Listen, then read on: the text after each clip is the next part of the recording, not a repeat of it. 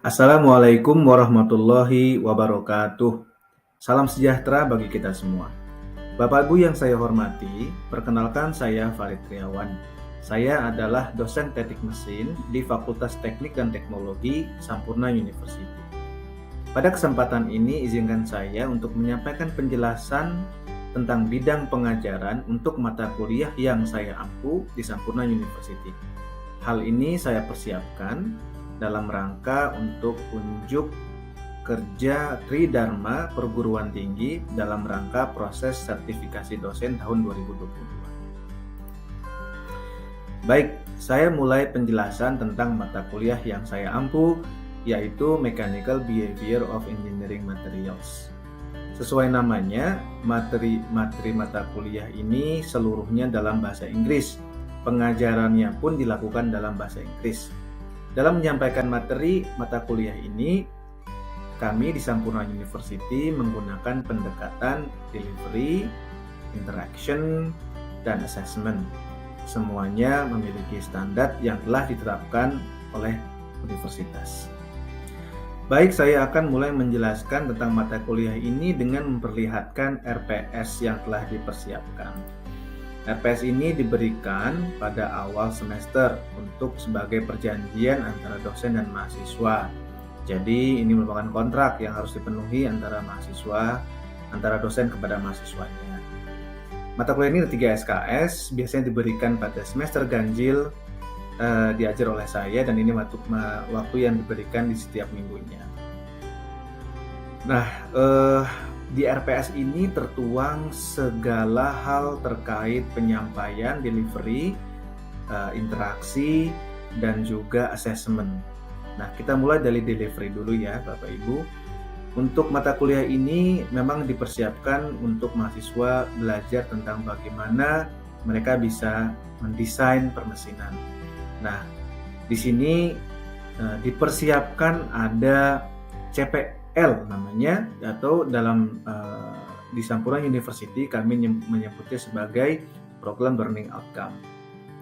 Capaian pembelajaran ini untuk mata kuliah Mechanical Behavior of Engineering Material ditentukan hanya 2 saja, yaitu CPL1 dan CPL2. Nah, dari CPL1 dan CPL2 ini kemudian ditentukan lagi performance indicators-nya. Untuk PLO1 atau CPL1 itu ada 2 hal yang harus dipenuhi. Kemudian CPL2 ada 1 indikator yang harus dipenuhi. Nah, dari 3 hal ini kemudian diturunkan menjadi CPMK-nya, yaitu kalau di sini disebutnya Student Learning Outcome atau capaian pembelajaran mata kuliah CPMK. Nah, Bapak Ibu bisa perhatikan dari sini untuk CPL1 ada A1 dan A2. Khusus untuk A1 ada 7 CPMK yang dipersiapkan. Kemudian untuk yang kedua A2 itu ada 2 dipersiapkan, dan 1 yang paling susah, yang paling tinggi, yaitu ada 1 CPMK. Nah, ini adalah merupakan metode penyampaian mata kuliah ini, delivery, yaitu satu persatu dipenuhi. Ini adalah body of knowledge yang akan disampaikan. Ini adalah bahan-bahan ajar yang dipersiapkan, ada textbooknya, ada material-material yang di-upload di LMS, yaitu Canvas, dan lain-lain. Nah, satu persatu dijelaskan di RPS ini, dimulai dari bagaimana absen atau attendance aturannya seperti apa, partisipasi mahasiswa seperti apa, jika ingin drop mata kuliahnya harus seperti apa, pakai handphone di kelas seperti apa, dan lain-lain. Nah, kemudian di sini dijelaskan step by step penyampaian mata kuliah per minggunya. Nah, Bapak Ibu di sini bisa melihat selain topik yang akan dijelaskan, di sini juga ada waktu yang diperlukan dan learning activities ya. Nah, dari sini biasanya saya menyampaikan dalam bentuk lecture, diskusi, Q&A atau case study. Selain itu juga ada homework dan project. Nah, di sini Bapak Ibu bisa melihat bagaimana CPMK atau SLO tadi bisa dipetakan. Untuk pertemuan pertama SLO 1, pertemuan kedua SLO 1 dan 2. terus sampai ke bawah. Ini ada SLO3 dan 4, terus bertambah semakin tinggi sampai SLO10 mulai dipenuhi. Dan ini semua seperti scaffolding ya Bapak Ibu, satu persatu dipenuhi sehingga kompetensi yang dibangun bisa tercapai. Nah, baik, sekarang saya akan menjelaskan setelah delivery bagaimana saya bisa berinteraksi bersama mahasiswa dan juga bagaimana dilakukan proses assessment ya. Oke, kita lihat ini adalah tayangan dari LMS yang dipakai di Sampurna University. Nah, ini adalah list mata kuliah yang saya ajar. Coba kita lihat untuk mata kuliah khusus ya, Mechanical Behavior of Engineering Material.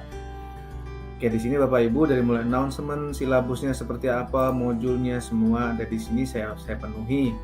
Nah, yang perlu mahasiswa lakukan untuk mengikuti mata kuliah saya adalah ya mengikuti modul ini satu persatu.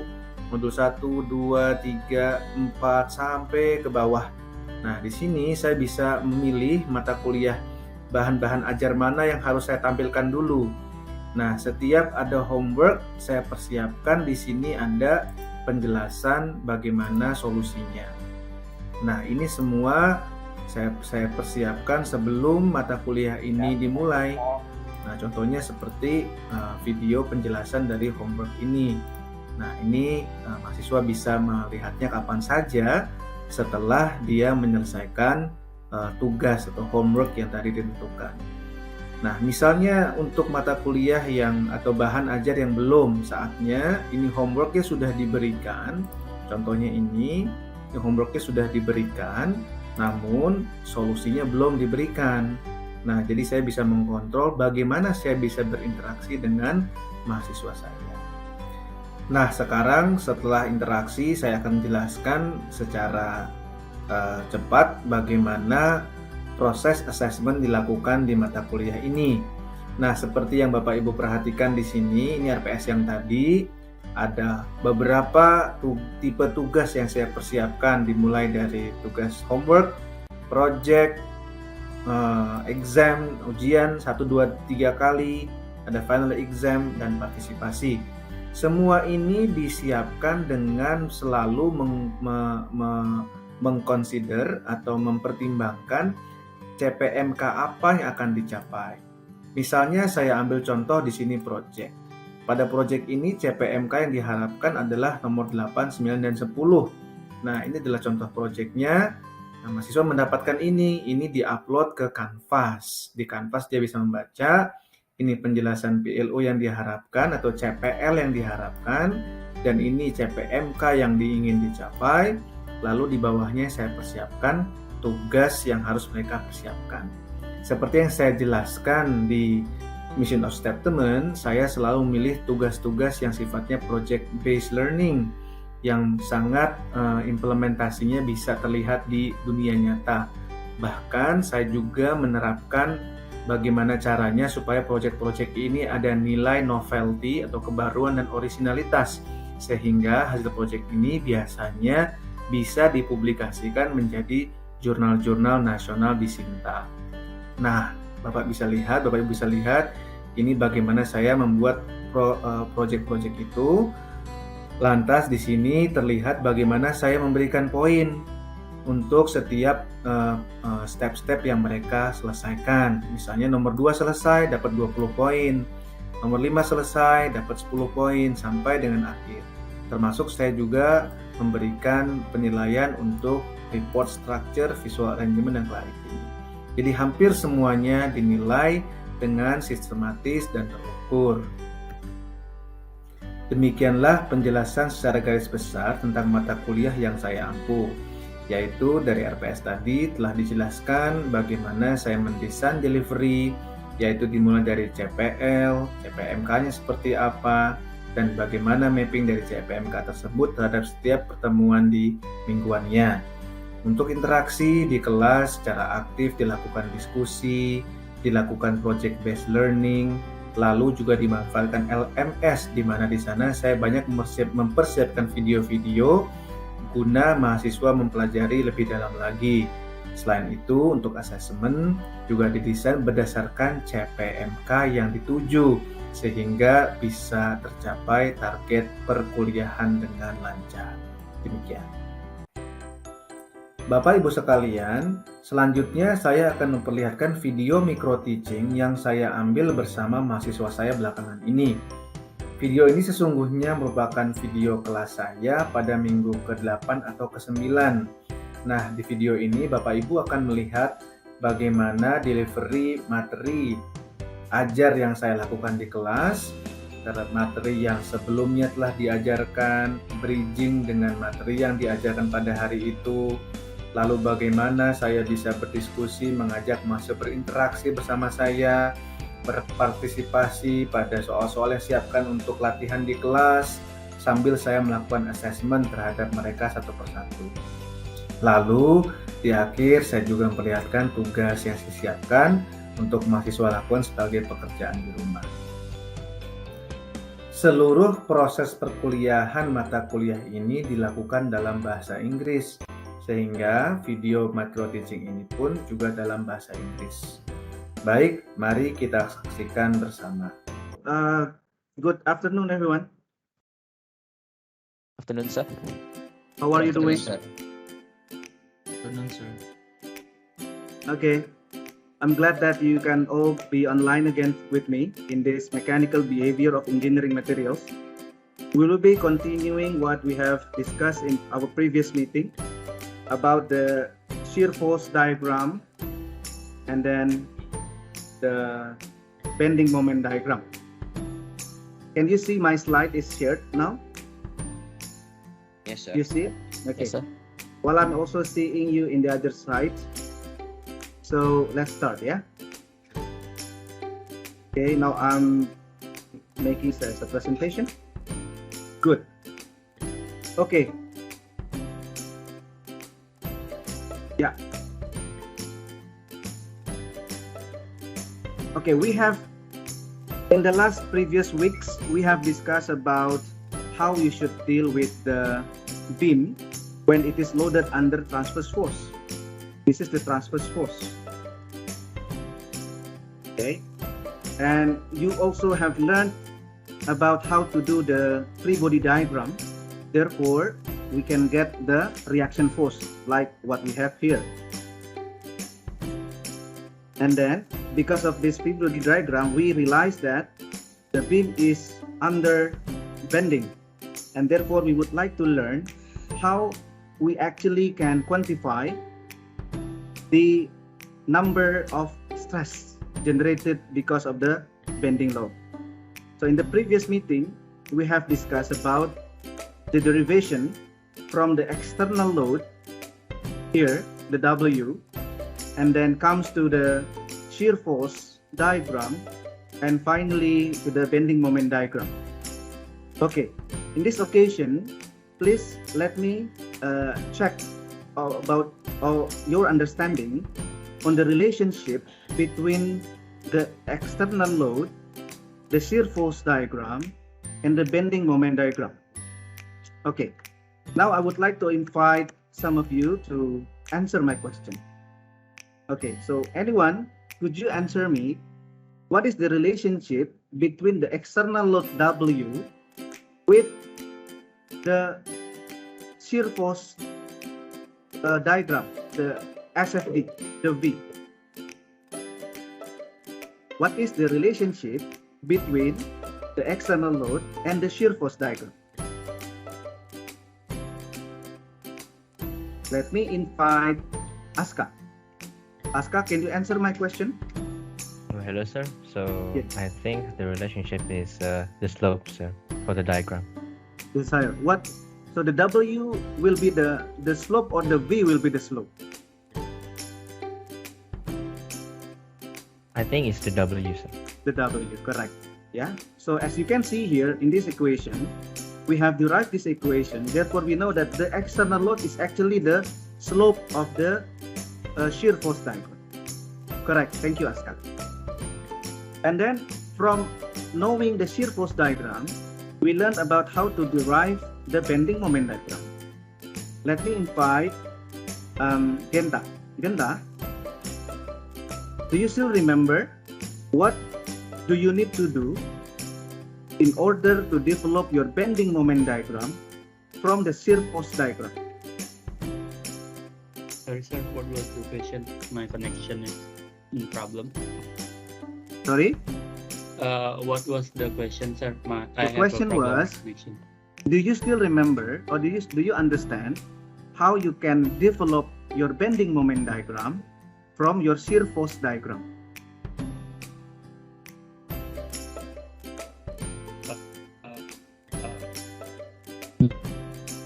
Okay, anyone can help Genta? Let me invite Azari. Azari, what do you do? Therefore, you can develop your bending moment diagram from shear force diagram. Just find the area, sir. The area of the SD, sir. It will be the meter times the force. Therefore, I can get the force Newton meters.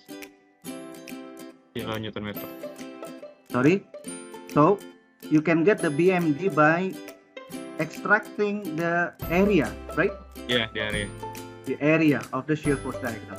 Because the shear force diagram is actually the slope of the BMD. Genta, can you get it? Okay, good.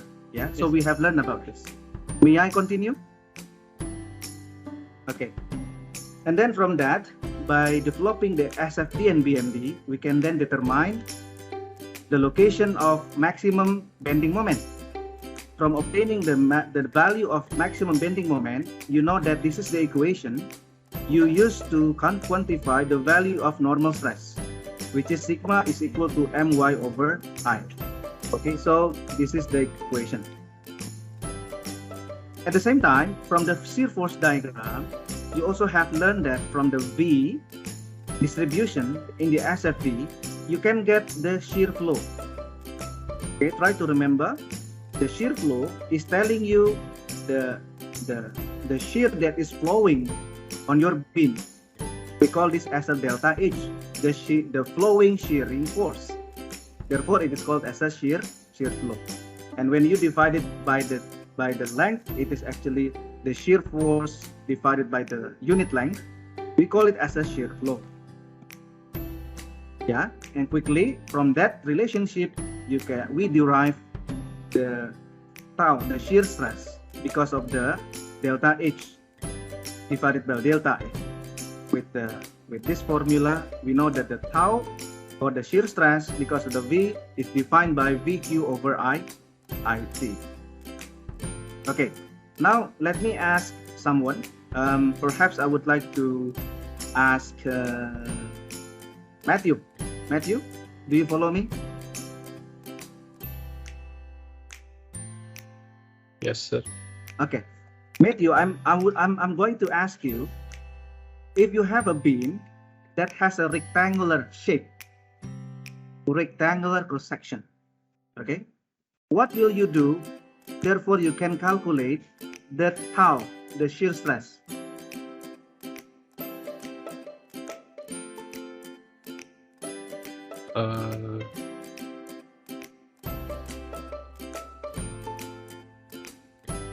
Okay, will you use this equation? Yes. Yes, that is the case if you are going to define the stress, the shear stress, the shear stress distribution. Okay, do you still remember that we discussed about the formula that you can use to determine the maximum shearing stress because of V? Okay, do you still remember the formula? Honestly, no. No. Okay, so therefore, this is the slide that we discussed previously. When you have a rectangular cross section of beam, the shearing stress distribution is like this, elliptical, and it reaches maximum in the middle, in the neutral surface. we derived by this equation, we calculated the Q, and finally you get this tau max, yeah? Tau max is the maximum shearing force generated by the V. And it is very simple because you just need to calculate V over A multiplied by 1.5. Okay, Matthew? So this is very simple equation and very convenient equation. If you just need to find out the maximum shearing stress because of V, okay, you just need to use this equation. Okay, anyone, any question about this? I think this is quite important and you need to really pay more attention when you deal with a beam under transverse force. No more question? Okay, now let me continue.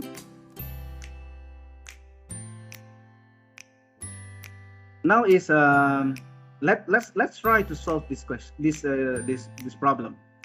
You have a beam with this load 20 kilonewton and 40 kilonewton. Your job is to determine the shear force diagram and bending moment diagram, and finally calculate the normal stress and the shearing stress, yeah, of the beam itself. Okay, so this is how it looks like when you have done the free body diagram. Okay, now let me invite someone here. Please help me.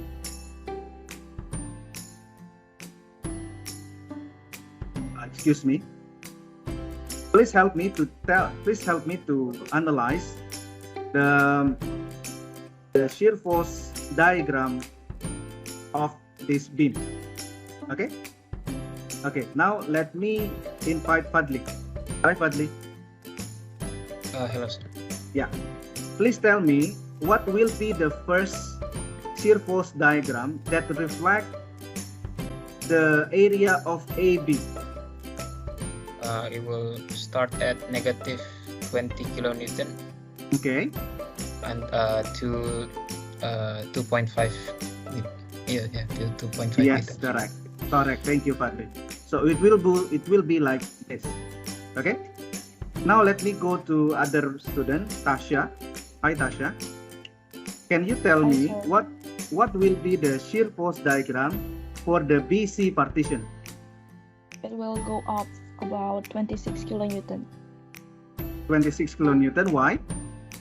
Because the force is going up 40, 40 and 46. it will 26 up from 0. Correct. Yeah. Glad that you can follow me. Okay, good. So, and then finally, let me invite Fahri. Fahri, what will be the last shear force diagram for the CD part?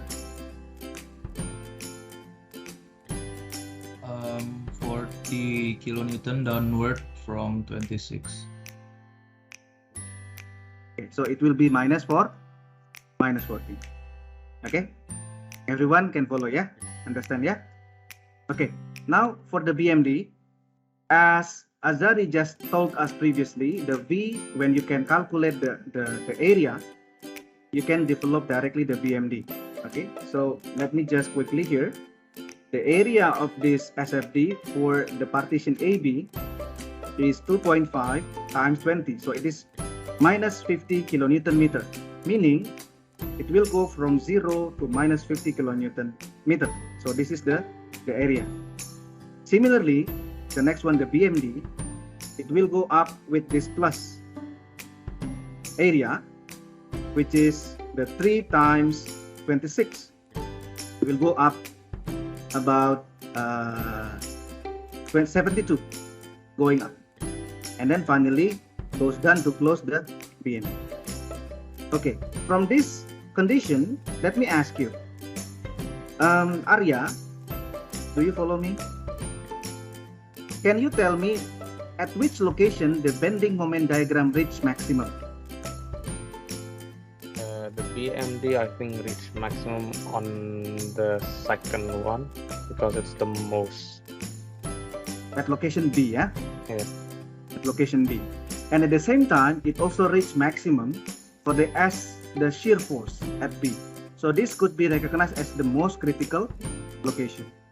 Okay, so from this analysis, you can then make a conclusion, okay, that the maximum shearing force of your beam is 26 kilonewton and the bending is 50 kilonewton meter.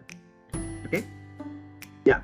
So finally, this is the equation you can use to calculate the normal stress, and then this is the equation you can use to calculate the maximum shearing stress.